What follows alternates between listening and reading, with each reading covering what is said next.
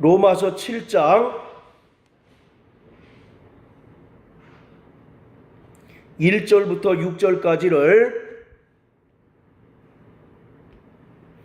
함께 읽겠습니다. 시작. 형제들아, 내가 법 아는 자들에게 말하노니 너희는 율법이 사람의 살 동안만 그를 주관하는 줄 알지 못하느냐.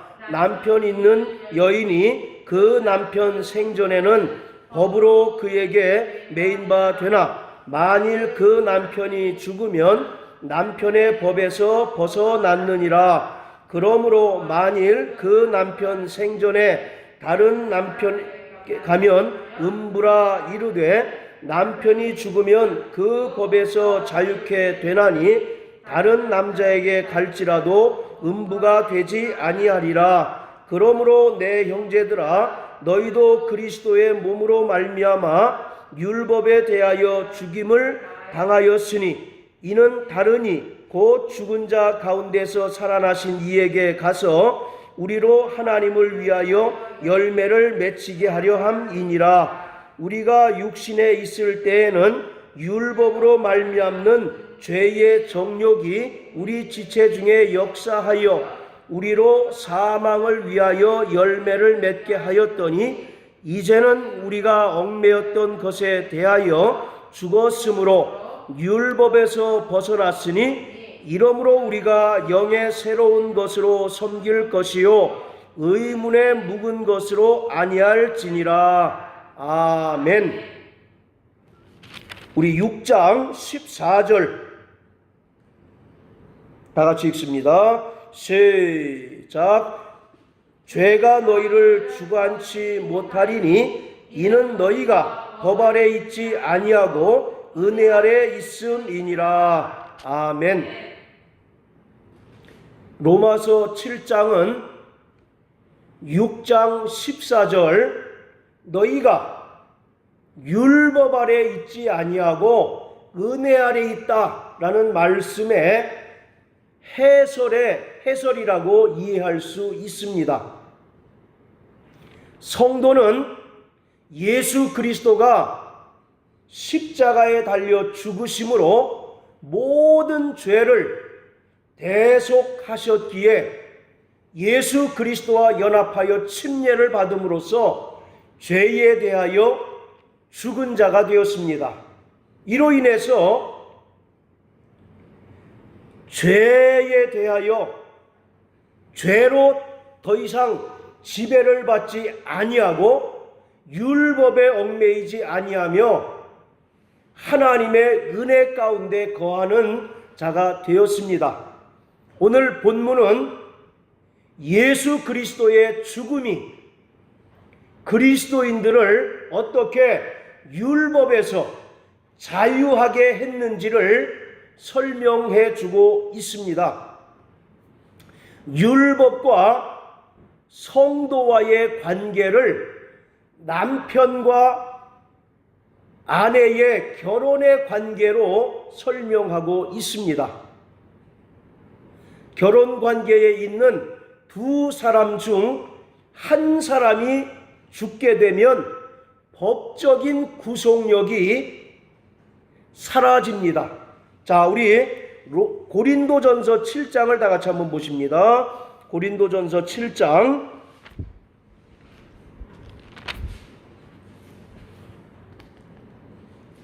자, 39절 시작.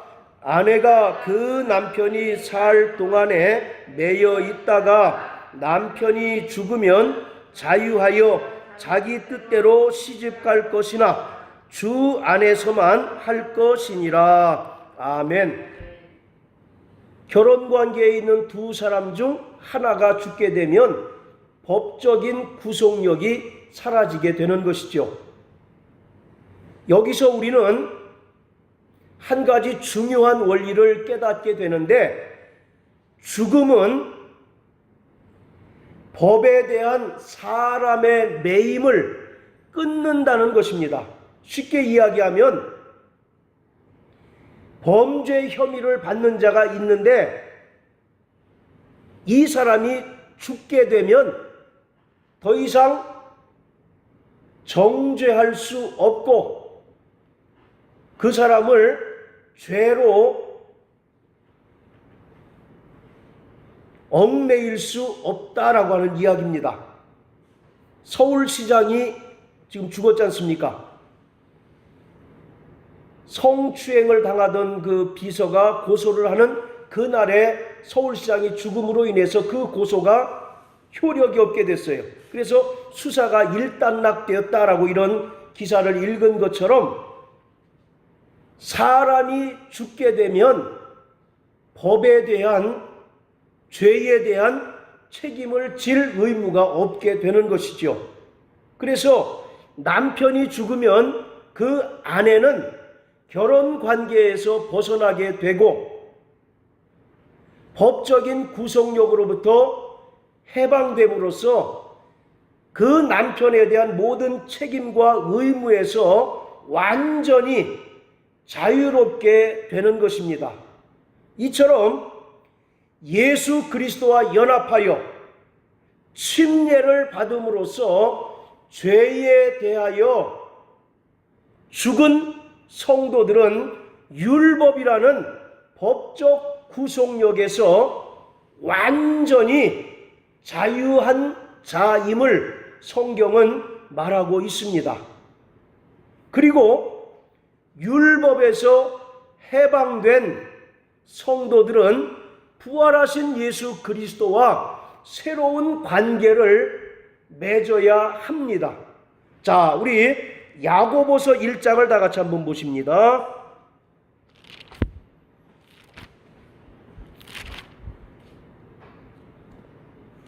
야고보서 1장 25절입니다. 시작. 자유하게 하는 온전한 율법을 들여다보고 있는 자는 듣고 잊어버리는 자가 아니요 실행하는 자니 이 사람이 그 행하는 일에 복을 받으리라. 자유하게 하는 온전한 율법, 이게 무엇일까요? 아니, 우리가 분명히 율법으로부터 해방되었다라고 성경은 선언하고 있는데 다시 야고보는 자유하게 하는 온전한 율법을 들여다보고 있다라고 이렇게 이야기합니다. 여기서 자유하게 하는 온전한 율법은 진리의 복음을 가리키고 있습니다. 그런데 왜 율법이라고 하는 단어를 썼을까요? 여러분들, 율법 그러면 뭐가 강조되는 겁니까? 믿음이 강조되는 거예요? 행함이 강조되는 겁니까? 행함이 강조되는 거죠. 그래서 유대인들은 율법의 행위로 의로워지려고 무던 노력을 했고 율법의 행위로 구원을 받으려고 노력했지 않습니까? 그런 의미에서 야고보가 자유하게 하는 온전한 율법이라고 쓰는 것은 믿음을 부정하는 것이 아니라 기본적으로 믿음을 전제로 하고 그 믿음에 따른 행함을 강조하는 의미에서 온전한 율법이라고 이야기하고 있어요. 그리고 그 율법은 우리를 얽매이거나 두려움 속으로 몰아넣는 것이 아니라 성령으로 말미암아 자유하게 한다라고 말하고 있습니다. 그래서 구약의 이스라엘 백성들은 그 계명을 불순종할 때 그에게 임할 저주와 하나님의 진노를 두려워하고 무서워하는 나머지 그 계명을 순종했다면 진리의 복음은 자유한 가운데 기쁨으로 믿고 행하는 것이다 라고 말씀하고 있어요. 이와 같이 우리가 모세의 율법에서는 분명히 해방된 자입니다. 할렐루야. 그러나 야고보의 말대로 자유하게 하는 온전한 율법에 속하여 성령으로 말미암아 자유한 가운데 하나님의 계명을 지키고 하나님께 순종하는 삶을 살아야 한다라고 하는 것입니다. 그래서 자유하게 하는 온전한 율법이라고 말하고 있어요. 자, 따라하세요. 자유하게 하는 온전한 율법. 이 의미를 분명히 아셨죠? 자, 이처럼 그리스도와 새로운 관계를 맺은 자들은 이제 성화의 삶을 살면서 거룩함과 의에 합당한 열매를 맺어야 합니다. 그러므로 율법에 철저히 얽매여서 율법의 통제를 받던 자에서 율법의 통제가 완전히 사라지게 되었고, 이제 예수 그리스도와 새로운 관계, 새로운 기준이 설정되었는데, 그 새로운 기준이 뭐냐? 자, 다시 로마서 7장으로 돌아가서요.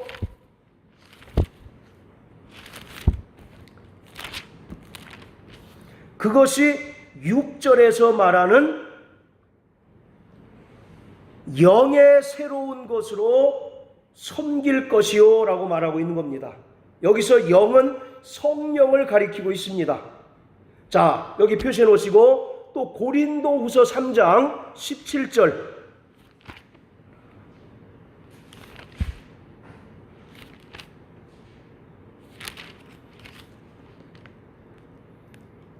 자, 시작. 주는 영이시니 주의 영이 계신 곳에는 자유함이 있느니라. 다시 한번 시작. 주는 영이시니 주의 영이 계신 곳에는 자유함이 있느니라. 그러니까 7장 6절에서 영의 새로운 것으로 섬긴다라고 하는 것은 과거 모세의 율법에 속한 자들은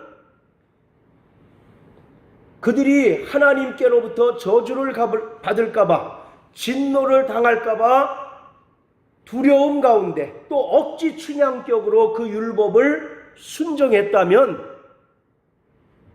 이제 율법에서 자유한 자는 성령으로 말미암아 자유를 만끽하면서 하나님을 섬기고 하나님의 계명에 순종하는 자가 되었다라고 말하고 있습니다. 그래서 영의 새로운 것은 성령에 의하여 순종하는 성화의 삶을 살아야 한다라고 말하고 있어요.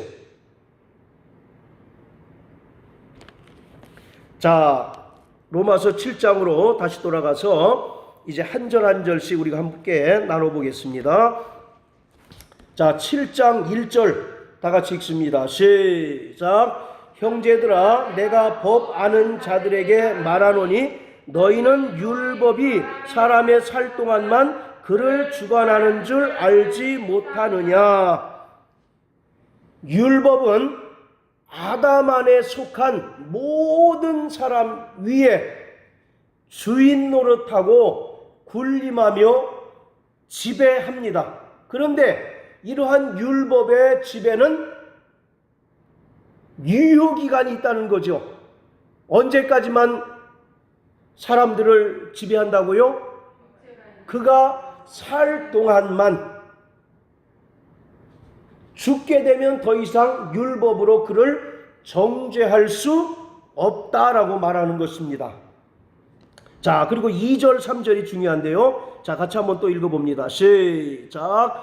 남편 있는 여인이 그 남편 생전에는 법으로 그에게 매인 바 되나 만일 그 남편이 죽으면 남편의 법에서 벗어났느니라. 그러므로 만일 그 남편 생전에 다른 남자에게 가면 음부라 이르되 남편이 죽으면 그 법에서 자유케 되나니 다른 남자에게 갈지라도 음부가 되지 아니하느니라.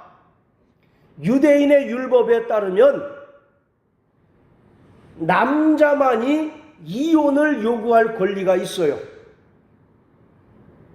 그렇기 때문에 아내는 남편이 살아있는 동안에는 그에게 매여 있는 자일 수밖에 없습니다. 자, 여기 표시해 놓으시고 신명기 24장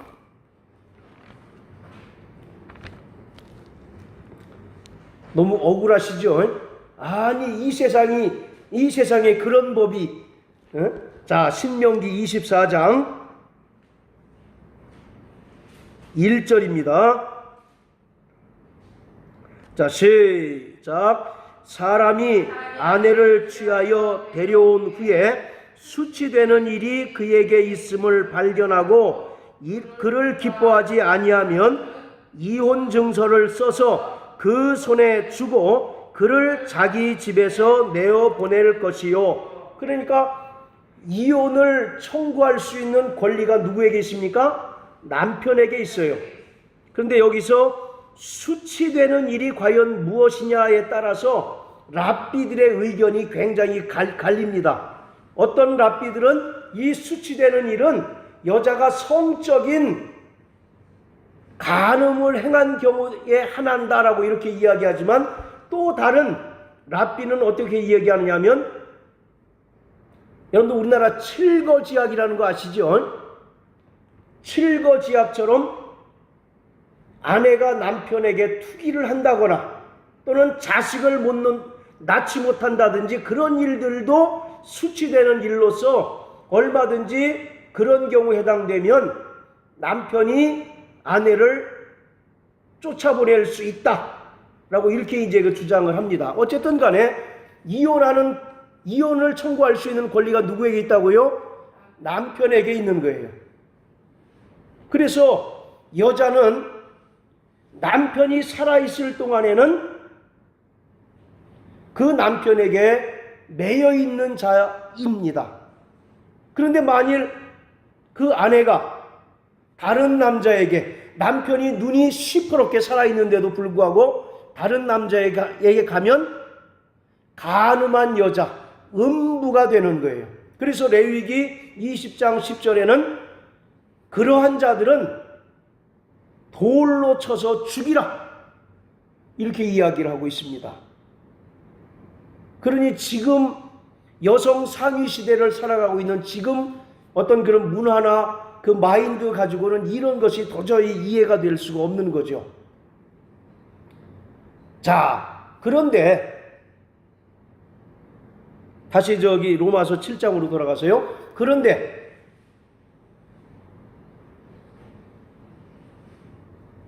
아내는 남편이 죽을 때에만 비로소 자유의 몸이 되지 않습니까?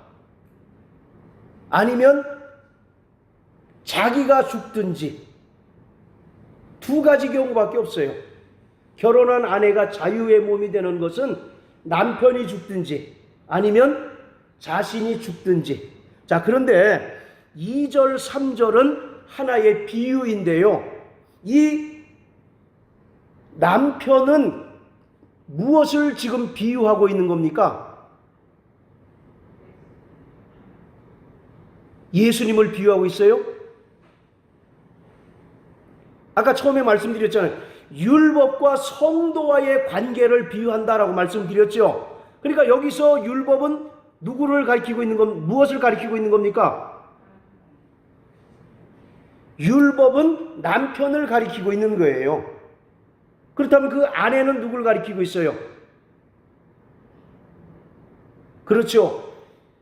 율법에 매여 있는 죄인이었던 나를 가리키고 있는 겁니다. 자, 잘 들으셔요. 이 아내가 자유의 몸이 되는 경우는 딱 두 가지 경우입니다. 첫째, 누가 죽어야 됩니까? 남편이. 그래서 골방에서 매일 남편 그림 그려놓고 화살로 던지는 연습을 할지도 몰라요. 자, 이처럼 남편이 죽어야 되든지 또는 아내 자신이 죽어야 되는 거예요. 그런데 아까 남편은 누구를 비유로 설명하고 있다고 그랬습니까?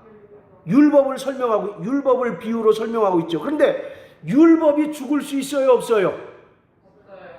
마태복음 5장 18절에 보면 율법의 1.1획이라도 없어지지 않고 다 이루리라, 이와 같이 예수님께서 말씀하셨죠. 그러니 율법은 죽을 수가 없어요. 그럼 누가 죽어야 되는 겁니까? 아내가 죽어야 돼요. 그래서 예수 그리스도가 이 땅에 사람으로 오신 겁니다. 그가 대신 죄인들을 대신하여 십자가에 달려 죽으심으로 죄의 모든 문제를 해결해 주셨고, 율법의 모든 저주를 속량해 주셨기 때문에 믿는 자들이 율법의 영향력 아래서 비로소 자유를 얻게 된 거예요. 아까 틀림없이 말씀드렸죠. 아내가 자유를 얻는 것은 딱 두 가지 경우밖에 없어요. 첫째, 누가 죽어야 됩니까? 남편이 죽어야 되는데, 이 남편인 율법은 죽을 수 있다 없다? 죽을 수 없어요. 그러니 아내가 죽어야 되는데, 아내를 대신해서 누가 죽으신 겁니까? 예수 그리스도가 대신 죽으신 거예요. 그걸 우리는 대속이라고 이야기하지 않습니까? 그래서 예수가 이 땅에 말씀이 육신이 되어 오셔서 십자가에 달려 죽으심으로 모든 죄를 대속해 주셨고, 율법의 모든 저주에서 우리를 속량해 주셨기 때문에 예수를 믿는 자는 그 율법의 영향력에서 완벽하게 벗어났습니다. 할렐루야. 그래서 로마서 8장 1절 2절에 그런즉 누구든지 그리스도 예수 안에 있는 자는 결코 정죄함이 없나니 생명의 성령의 법에서 죄와 사망의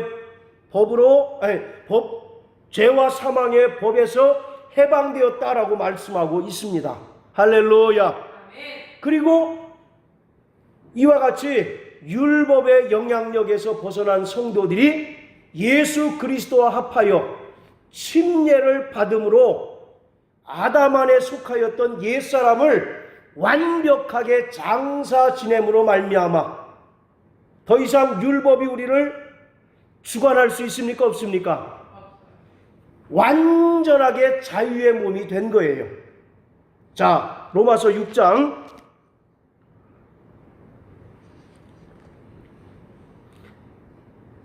3절 4절입니다. 자, 시작. 무릇 그리스도 예수와 합하여 침례를 받은 우리는 그의 죽으심과 합하여 침례 받은 줄을 알지 못하느냐. 그러므로 우리가 그의 죽으심과 합하여 침례를 받음으로 그와 함께 장사되었나니 이는 아버지의 영광으로 말미암아 그리스도를 죽은 자 가운데서 살리심과 같이 우리로 또한 새 생명 가운데서 행하게 하려 함이니라. 아멘. 우리가 침례를 받음으로써 옛사람을 어떻게 했다고요? 장사 지냈다라고 말하고 있습니다. 아까 7장 1절에서 율법은 언제까지 우리를 지배하고 다스린다고 말씀하고 있습니까? 우리가 살 동안만 다스린다라고 말하고 있잖아요. 그런데 우리는 이미 침례를 통해서 옛사람을 장사 지냈어요. 관에 넣고 못을 박아버렸습니다. 그리고 묻어버렸어요. 그러니 우리는 옛사람은 완전히 죽은 자들입니다. 할렐루야. 그렇기 때문에 율법이 더 이상 우리를 주장할 수 있습니까? 없습니까? 주장할 수 없는 그러한 존재가 된 거예요.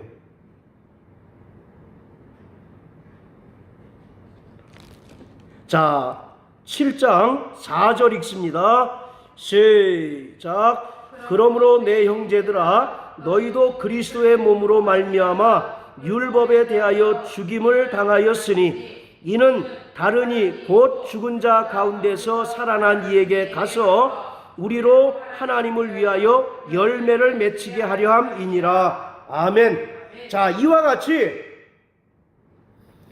율법에서 완벽하게 해방된 자는 부활하신 예수와 새로운 관계를 맺어야 한다라고 하는 것입니다. 그것을 아까 야고보서 1장 25절에는 자유하게 하는 무슨 율법이요? 온전한 율법을 들여다보고 있다라고 이렇게 표현하고 있습니다. 그리고 이때로부터 성도들은 성화의 삶을 살면서 거룩함과 의에 이르는 열매, 즉 영생의 열매를 맺어야 한다라고 말씀하고 있어요. 이것은 우리의 변화된 신분과 정체성을 말하고 있습니다. 우리가 과거에는 율법에 매여서 죄의 종노릇 하고 있었죠. 그러나 예수가 오셔서 우리의 모든 죄의 문제를 해결해 주셨고, 우리가 예수와 합하여 침례받음으로 말미암아 과거 아담 안에 속한 모든 옛사람이 다 죽었어요. 그렇기 때문에 더 이상 율법이 우리를 주장할 빌미가 있습니까? 없습니까? 율법이 우리를 주장할 요소가 있어요? 없어요? 요소가 더 이상 없게 되는 거예요. 그래서 우리는 완벽하게 율법으로부터 자유하게 되고 생명의 성령의 법인 성령으로 말미암아 해방된 자로서 이제 예수 안에 속해서 성화의 삶을 살면서 거룩함과 의에 이르는 열매, 그게 뭡니까? 6장 24절에 죄의 열매는 사망이요 하나님의 은사는 영생이다라고 말씀하고 있죠. 그래서 우리가 바로 성화의 삶을 살면서 영생에 이르는 열매를 맺어야 한다라고 말하고 있습니다.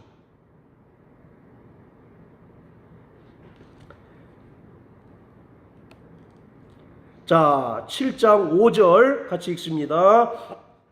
시작. 우리가 육신에 있을 때에는 율법으로 말미암는 죄의 정욕이 우리 지체 중에 역사하여 우리로 사망을 위하여 열매를 맺게 하였더니, 우리가 과거 죄인이었을 때는 율법에 매여 있어서 죄의 종노릇하며 죄의 정욕을 따라 살다가 무슨 열매를 맺었다고요?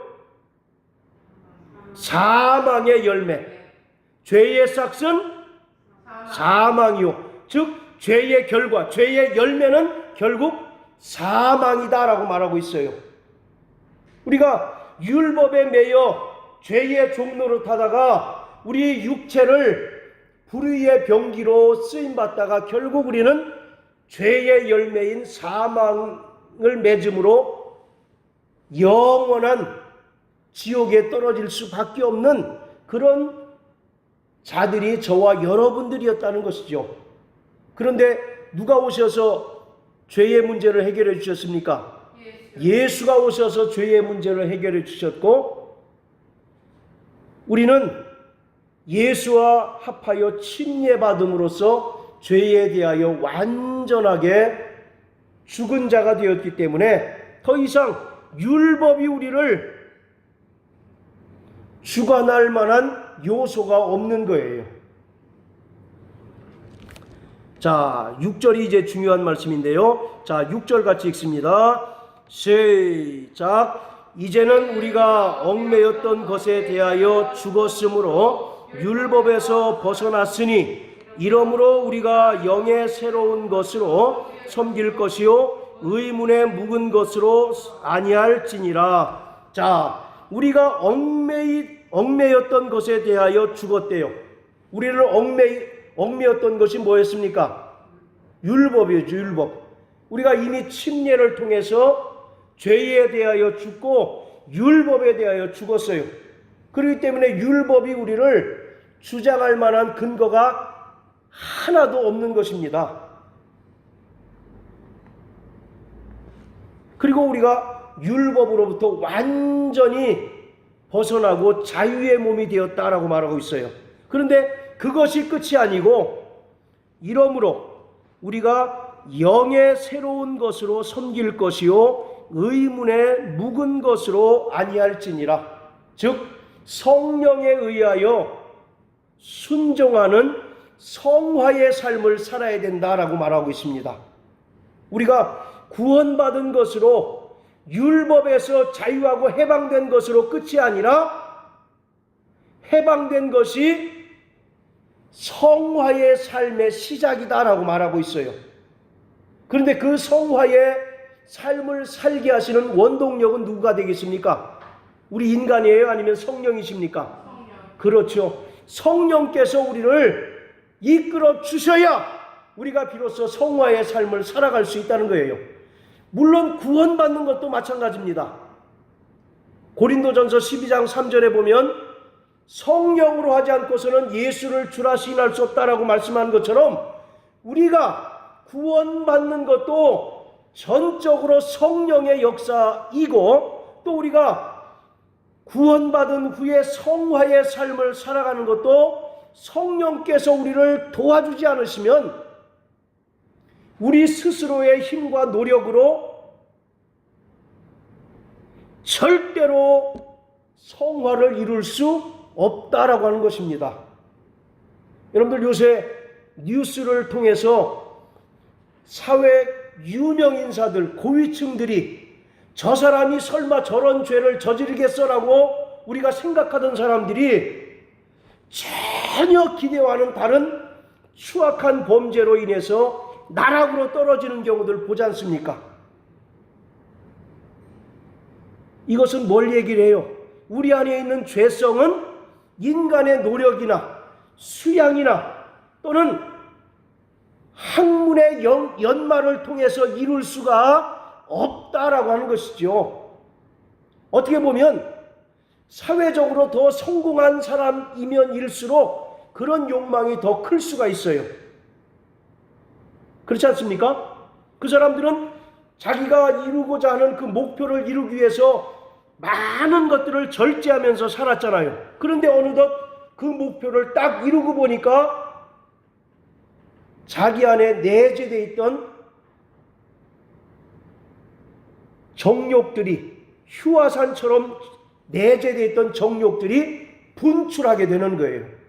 그러니까 전혀 저 사람이 설마 이러한 범죄를 저지르고 결국 추악한 범죄자로 떨어질 수밖에 없는 것이죠. 오늘 이와 같이 우리 성도들이 구원받는 것도 전적으로 성령의 역사입니다. 할렐루야. 뿐만 아니라 오늘 우리가 하나님의 거룩하심과 의를 이루는 성화의 삶을 살아가는 것도 결국 성령께서 우리를 도와주시지 않는다면 온전히 성화를 이룰 수 없다라고 하는 거예요. 그것을 영의 새로운 것으로 섬길 것이다 라고 이렇게 이야기하고 있습니다. 그 뒤에 보면 의문의 묵은 것으로 아니할지니라. 의문의 묵은 것은 뭘 얘기를 하겠습니까? 우리 성희자매님, 묵어서 좋은 게 뭐가 있어요? 간장하고 된장밖에 없잖아요. 안 그렇습니까? 묵혀서 좋은 게 호박도 그렇습니까? 그건 잘 모르겠고, 바로 의문에 묵은 것이라는 것은 율법을 이야기하는 거죠. 율법과 은혜, 율법과 진리를 비교하면서 설명하고 있어요.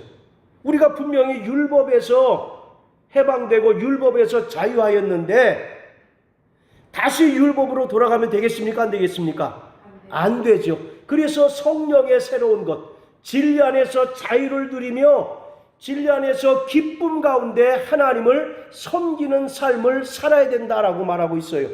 갈라디아서 3장에 사도 바울은 갈라디아 교회를 향하여 말하기를 어리석도다 갈라디아 사람들아, 너희가 성령으로 시작했다가 왜 육체로 마치려느냐라고 말하고 있습니다. 오늘 우리는 율법에서 자유한 자인 것을 믿으시길 바랍니다. 아멘. 율법에서 예수 그리스도와 함께 침례를 통하여 율법에 대하여 죽고 율법에서 자유한 자인 것을 믿으시길 주의 이름으로 축원합니다. 그렇다면 이제 우리는 전적으로 성령님께서 나를 주장하시고 성령님께서 나를 주관하시도록 우리 자신을 온전히 내어드릴 때 비로소 성화의 삶을 살아갈 수가 있는 거예요. 성화라고 하는 것은 타고난 천성으로 살아가는 것이 아니라 하나님의 성품으로 살아가는 것이다 라고 말씀을 드렸습니다. 타고난 성품으로 하나님을 영화롭게 할 수 있는 자는 이 세상에 누구도 없습니다. 그래서 성령으로 우리를 새 사람으로 만들게 되는 것, 성령은 우리를 새 사람으로 만드시고 새롭게 변화시켜서 새로운 피조물 되게 하셔서 하나님의 형상을 담고 하나님의 성품을 담고 이 땅에서 하나님의 거룩하심을 또 하나님의 의를 나타내는 도구로 의의 병기로 우리를 사용하시는 것입니다. 자, 따라하세요. 나 영혼아 죄로부터 자유하자. 나 영혼아 죄의 환경으로부터 벗어나자. 지난주에 중독에 대해서 말씀을 드렸죠. 중독은 누가 우리를 주장하는 겁니까? 죄가 우리를 주장하는 거예요. 그리스도인들조차도 알코올이나 마약 또는 게임이나 스마트폰, 쇼핑 중독, 성적인 중독으로 인하여 헤매다가 결국 타락하여 세상에 돌아가는 사람들이 부지기수인 것을 보아요. 그래서 성경은 너희가 죄에서 자유한 자가 되었거늘 왜 다시 너희 몸을 죄가 주장하여 불의의 도구로 드리려 하느냐라고 이와 같이 우리에게 말씀하고 있잖아요. 그러므로 오늘 저와 여러분들에게 있는 죄의 환경, 죄의 요소들을 다 버리시길 주의 이름으로 축원합니다. 데살로니가전서 5장에 보면 악은 모든 모양이라도 버리고 선한 것을 취하라 이와 같이 말씀하십니다. 자, 그리고 또 따라하세요. 나 영혼아 성령께 집중하자. 할렐루야. 이럴 때 우리가 온전한 성화의 삶을 살 수 있고 이 말세지만 고통하는 이때에 우리가 믿음으로 승리할 수 있습니다. 자, 다시 한번 하겠습니다. 나 영혼아 죄에서 자유하자. 나 영혼아 죄의 환경에서 벗어나자. 나 영혼아 성령께 집중하자. 할렐루야. 우리 시간 다 같이 기도하겠습니다.